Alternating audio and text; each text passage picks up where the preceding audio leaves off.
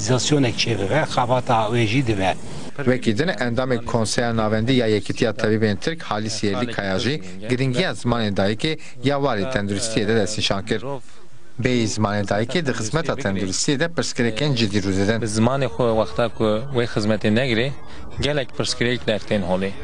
Wek bijîşk ez dizanim mirovekî ku êş û kesera dilê xwe tiştên ku bi zimanê xwe neyînê ziman wek yekî ku werger bêkirin ew baş tê nagihîşê wê xizmeta tenduristiyê. Ji ber wê jî gelekî giring e ku mirovekî wexta ku xizmeta tenduristiyê girt bi zimanê xwe bikarbê wê xizmetê bigirê.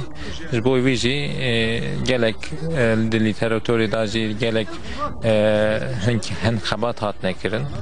Di hêla derûnî da di hêla em bêjin ji bo ku bikarbê nexweş Civîn doh bi dawî bû û encamnameya civînê wê di nava çend rojan de were eşkere kirin.